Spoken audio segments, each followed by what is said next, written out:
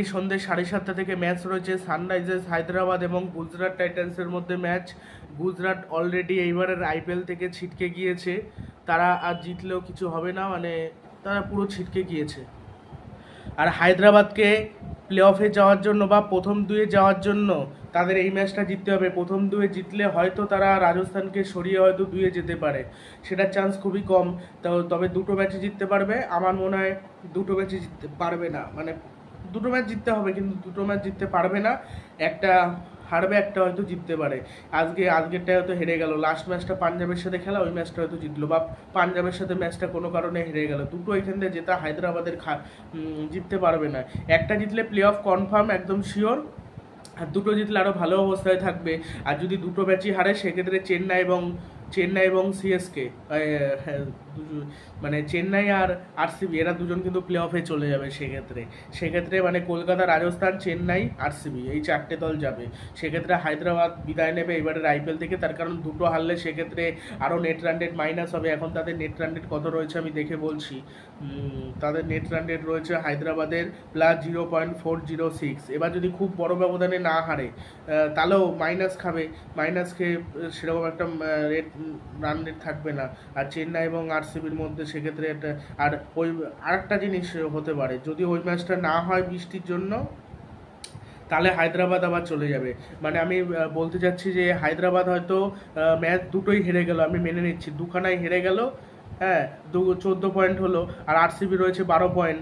আর ওই ম্যাচটা যদি বৃষ্টির জন্য না হয় চেন্নাই এবং আরসিবির মধ্যে ম্যাচটা, সেক্ষেত্রে 1 পয়েন্ট করে পাবে আরসিবি, 1 পয়েন্ট, আর চেন্নাই 1 পয়েন্ট। চেন্নাই সেক্ষেত্রে প্লে অফে চলে গেল 15 পয়েন্ট নিয়ে, আর আরসিবির হবে সেক্ষেত্রে 15 পয়েন্ট। সেক্ষেত্রে আরসিবিও চলে যাবে প্লে অফে, আরসিবি না হায়দ্রাবাদও চলে যাবে প্লে অফে, আর আরসিবির হবে 13 পয়েন্ট, 2 পয়েন্টের জন্য জাস্ট ছিটকে যাবে আরসিবি।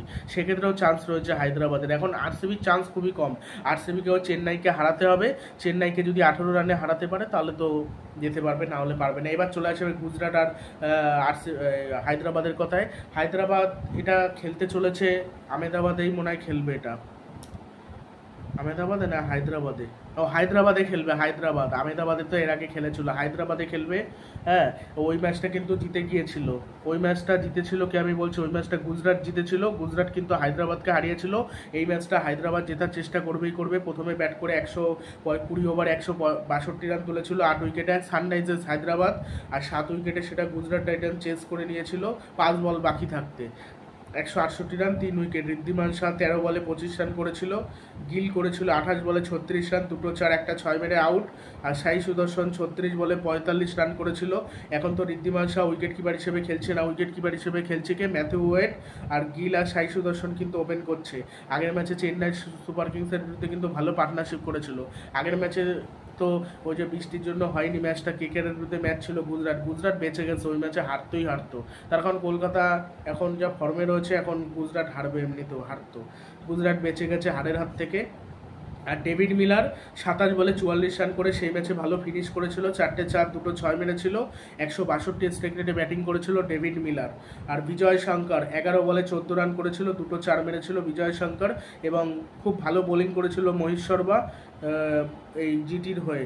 25 রানে 3টে উইকেট নিয়েছিল। রাশিদ খান সেই ম্যাচে উইকেট একটা নিয়েছিল, 33 রান দিয়েছিল। আর রাশিদ খান বলেছে যে আমি ওরকম ভেঙে পড়ি না, আমি ভালো করার চেষ্টা করি, সব ম্যাচে ভালো করা সম্ভব না জানি, আমি ভালো করার চেষ্টা করি, এরকম আর কি বলছে। এটাই বেশ ভালো লাগলো আর কি। আর আজকের ম্যাচে হয়তো জিটি পরিবর্তন করতে পারে, যারা খেলেনি তাদেরকে হয়তো খেলানো যেতে পারে। ওই দর্শন নালকান্নিকে হয়তো পেসার হিসেবে খেলাতে পারে, তারপরে সাই কিশোরকে আবার হয়তো ফিরিয়ে নিয়ে আসতে পারে। সেক্ষেত্রে কেন উইলিয়ামসনকে খেলায় নাকি ঠিক নেই, কেন উইলিয়ামসনকেও খেলিয়ে দিতে পারে, বলা যায় না, মানে চেঞ্জ করেও দিতে পারে। লাস্টে একটাই ম্যাচ রয়েছে, চেঞ্জ হয়তো করে দিল, যারা খেলেনি তারা কেউ সুযোগ পেয়ে গেল। আর ওইদিকে হায়দ্রাবাদ জম্পেস্ট প্লেইং 11 নামাবে। হায়দ্রাবাদে যেহেতু খেলা, ওরা কিন্তু প্রথমে ব্যাটও করতে চাইতে পারে। হায়দ্রাবাদ হয়তো চেঞ্জ না করে ব্যাট প্রথমে করতে চাইতে পারে, ব্যাট করলে কিন্তু তারা বড় স্কোর করতে পারছে। এবার জিটির বিরুদ্ধে কিন্তু বড় স্কোর করলে তখন কিন্তু জিটি চেস করতে সেটা পারবে না। মানে হায়দ্রাবাদ আজকে যদি যেতে একেবারে আরসিবির কপাল পুড়লো বলে আর কি। আর হারলে, যদি দুটো ম্যাচই হারে, তাহলে মানে আরসিবির জন্য খারাপ, আরসিবির জন্য আর কি ভালো, আর জিতলে গেল। এটা এখন দেখা যায় কী হয়, আজকের ম্যাচটা কে জিতবে সেটা অবশ্যই কমেন্ট বক্সে জানিও, হায়দ্রাবাদ এবং জিটির মধ্যে। এবং আজকের ম্যাচটা জিটির জন্য একটুও কোনো ভ্যালু নেই, তবে জিটিকে অনেক দলই সাপোর্ট করবে। চেন্নাই চাইলে সাপোর্ট করবে, তারপর আরসিবি সাপোর্ট করবে, আর কলকাতা রাজস্থানে কোনো সাপোর্ট করার কোনো বিষয় নেই। রাজস্থানও চাইবে যদি হেরে যায় হায়দ্রাবাদ তাহলে ভালো হয়, একটা হারলে তাহলে ওদেরও সুবিধা, না হলে তো ওদেরকে ছাড়িয়েও যেতে পারে। আমি দেখিনি রাজস্থান রয়্যালসের এখন পয়েন্টস টেবিলের 2 নম্বরে রয়েছে।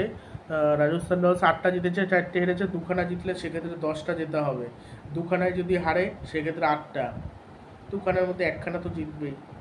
সেক্ষেত্রে নেট রান রেটের বিষয় চলে আসবে। একটা যদি 2খানায় যদি যেতে হায়দ্রাবাদ, সেক্ষেত্রে আরও নেট রান রেট পাবে, সেক্ষেত্রে কিন্তু 2-এ যাওয়ারও সম্ভাবনা রয়েছে। হায়দ্রাবাদ কিন্তু 2-এও যেতে চাইবে।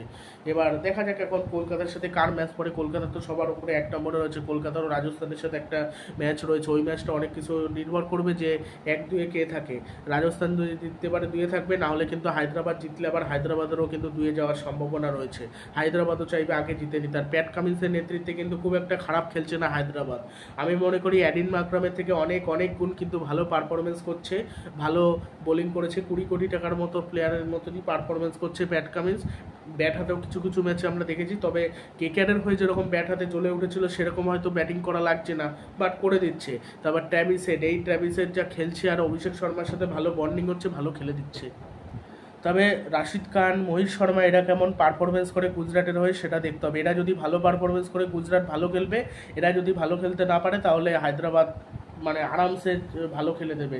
আগের ম্যাচে এলএসজিকে যেভাবে হারালো, আর এলএসজি দিল্লির পুরোপুরি সুযোগ ছিল 2খানা ম্যাচ জিতে প্লে অফে যাওয়া, তারা একদম সুযোগটা কাজে লাগাতে পারেনি। মানে দিল্লি ওদের বিদায় নিয়েছে, ভালোই হয়েছে। এখন প্লে অফে যারা রয়েছে রেসে, এখন মানে 3টে দলের মধ্যে 2টো দল যাবে, একটা হলো এই হায়দ্রাবাদ, একটা চেন্নাই সুপার কিংস, একটা আরসিবি। আরসিবি রেসে চলে এসে পরপর 5টা ম্যাচ জিতে। কেউ ভাবতে পেরেছিল আরসিবি আসবে এই লিস্টে, অনেকে আশাই করেনি, কিন্তু তারা চমক দেখিয়েছে। 2016 সালে এইভাবে এসেছিল, সেবার রানার্স আপ হয়েছিল, তবে সেবার 10টা দল ছিল, 10টা দল না 8টা দল ছিল, এবার 10টা দল, সেই জন্য কিন্তু জেতা চাপের। যেটা অনেক কিছু নির্ভর করবে ওই আরসিবি চেন্নাই ম্যাচে। আর যদি এই হায়দ্রাবাদ জিতে যায় তাহলে তো ওই ম্যাচেও তো নির্ভর করবে, তাও ওই ম্যাচের গুরুত্বটাই বেশি। ওই জন্য ম্যাচ চলাকালীন বারবার ওই আরসিবি এবং চেন্নাই ওদের ক্ষেত্রে সব কিছুতেই ছাড় দেওয়া হচ্ছে, এবং মানে চেষ্টা করা হচ্ছে ওরা যাতে ফাইনালে ওঠে। দেখা যাক কোন দল ওঠে বা কোন দল না ওঠে, সেটা এখনও তো বোঝা যাচ্ছে না। আজকের ম্যাচের ওপর অনেক কিছুই নির্ভর করবে, মানে ওই 2টো দলের। এখন প্রতিটা ম্যাচই গুরুত্বপূর্ণ। আর লিগ স্টেজে শেষ কয়েকটি ম্যাচ, লাস্ট ম্যাচ খেলবে বোধহয় Kolkata night Riders, Kolkata Rajasthan Royals রোববার 7:30টার সময়। তারপরে কিন্তু গ্রুপ লিগের ম্যাচগুলো হবে কোয়ালিফায়ার 1, এলিমিনেটর, কোয়ালিফায়ার 2 আর ফাইনাল। 4টে ম্যাচ এক সপ্তাহ অবশ্যই হবে। তারপর কিন্তু T20 ওয়ার্ল্ড কাপের জন্য সমস্ত দলের প্লেয়াররা কিন্তু অনুশীলন শুরু করতে চলে যাবে একেবারে আমেরিকাতে ওয়েস্ট ইন্ডিজে, আমেরিকাতে ভারতের খেলা রয়েছে, ওয়েস্ট ইন্ডিজে যাদের খেলা রয়েছে ওয়েস্ট ইন্ডিজে চলে যাবে, যে সেখানে অনুশীলন করবে, তাদের দলের হয়ে খেলবে। এখনই অনেক প্লেয়ার চলে গেছে, ইংল্যান্ডের প্লেয়াররা সবাই চলে গেছে, এবং কিছু সাউথ আফ্রিকার প্লেয়ারও চলে যাবে শোনা যাচ্ছে। আর ওয়েস্ট ইন্ডিজের প্লেয়ার, অস্ট্রেলিয়ার প্লেয়ার এরা থাকবে, এটা হওয়াতে ভালোই হয়েছে। কেন অনেকেই রয়েছে, কেন এই বিদেশি প্লেয়াররা বেশি সব চলে গেলে সমস্যায় পড়ে যেত। একটা কলকাতার সেরা প্লেয়ার চলে গেছে ফিল সল্ট, এর জন্য কলকাতা সমস্যায় পড়বে। তার কারণ ওই জায়গায় গুরবাজকে খেলাতে হবে, গুরবাজকে আদৌ ফিল সল্টের মতো খেলতে পারবে?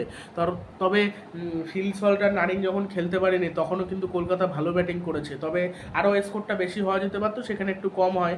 বাট যদি গুরবাজ যদি ফিল সল্টের অর্ধেক অংশও খেলে দিতে পারে, উইকেট কিপার নিয়ে কোনো সন্দেহ নেই, উইকেট কিপিং ভালো করে দেবে। বাট ওই ব্যাটিংটা দেখা যাক এখন কি হয়। আর আজকের ম্যাচ আমার মনে হচ্ছে হায়দ্রাবাদ আরামসে চোখ নাক বুঝে জিতে যাবে, কোনো ব্যাপার নেই। আর হায়দ্রাবাদে যেহেতু খেলা, জিটিতে খেলা হলে জিটি, আর আমার মনে হয় প্রথমে ব্যাটই করা উচিত হায়দ্রাবাদের, তাহলে ভালো হবে আর কি।